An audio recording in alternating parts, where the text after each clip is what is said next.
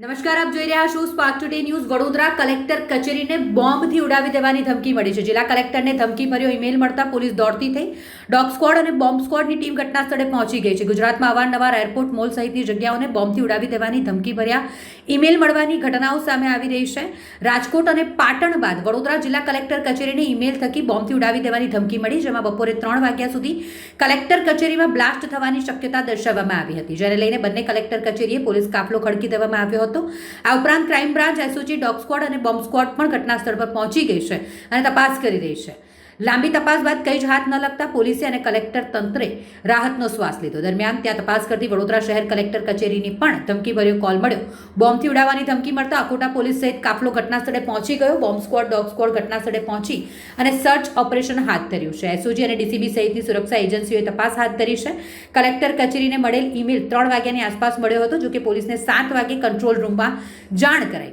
ગઈકાલે જીઆઈપીસીએલને પણ ઈમેલનું same content મળ્યું હતું. હાલ પોલીસના સર્ચ ઓપરેશનમાં કોઈ પણ વાંધાજનક વસ્તુ નથી મળી આવી.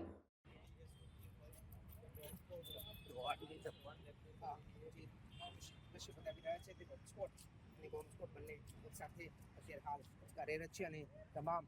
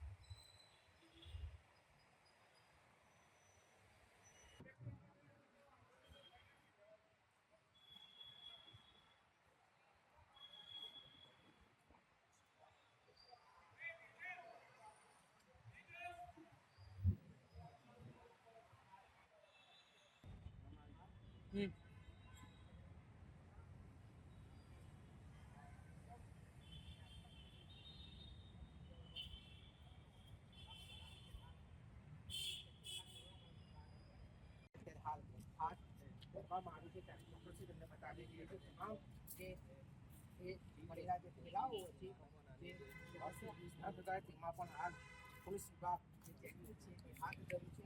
તમામ બાબત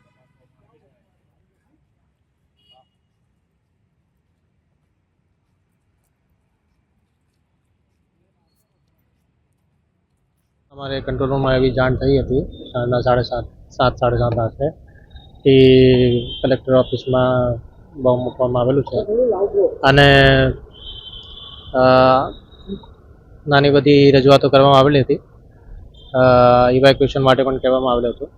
તો અમે તકેદારીના ભાગરૂપે ત્યાં આખું કલેક્ટર કચેરીનો જે પ્રિમાઇસીસ છે ચેક કરવામાં આવેલું છે. બોમ્બ સ્ક્વોડ અને ડોગ સ્ક્વોડ છે અને અમારી એસઓજી, પીસીબી, લોકલ પોલીસની બધી ટીમો અહીંયા છે.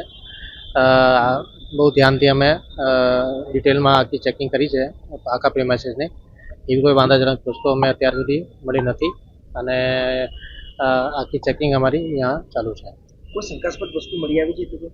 અત્યાર સુધી કોઈ પણ શંકાસ્પદ વસ્તુ મળી આવેલ નથી અને અમે લોકોએ અહીંયા બહુ ડિટેલમાં ચેકિંગ કરી રહ્યા છે. સેમ કન્ટેન્ટ અત્યારે ફરીથી મેલ મળ્યો છે, શું કહેશો? હા, ગઈકાલે જીઆઈપીસીએલમાં પણ એવી રીતે મેલ મળ્યો હતો. આમાં જવાનગર ખાતે ગુનો દાખલ કરવામાં આવેલો હતો.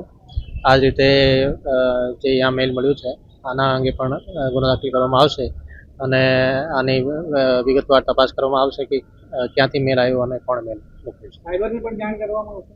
સાયબરની ટીમને જોડે રાખીને ડિટેલમાં વિગતવાર તપાસ કરવામાં આવશે કઈ દિશામાં હવે તપાસ કરશે? કે આ મેલ ક્યાંથી આવ્યો છે, આઈપી એડ્રેસ અને આખી એનાલિસિસ કરીને અમે લોકો આમાં જે એકચ્યુઅલ જે આરોપી છે એના સુધી પહોંચવાની પૂરી પ્રયાસ કરવામાં કરે છે. સેમ કન્ટેન્ટ છે, આજે મળ્યો છે, મોડેથી મળ્યો છે? હા, કેટલા વાગે મળ્યો?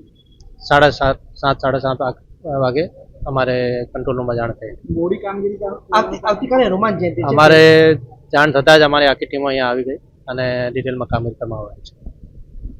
આવતીકાલે હનુમાન જયંતિ છે, ભયનો માહોલ ઊભો કરવાની વાત એવું લાગે છે આપને? નહીં, આનો કોઈ હનુમાન જયંતિ જેવું કોઈ કન્ટેન્ટ હતો નથી આમાં, અને આમાં કંઈ નાની બધી એવી રજૂઆતો હતી નહીં, અને કોઈ પણ કમ્યુનલ અથવા એવું કંઈ આમાં મેસેજ હતો નહીં.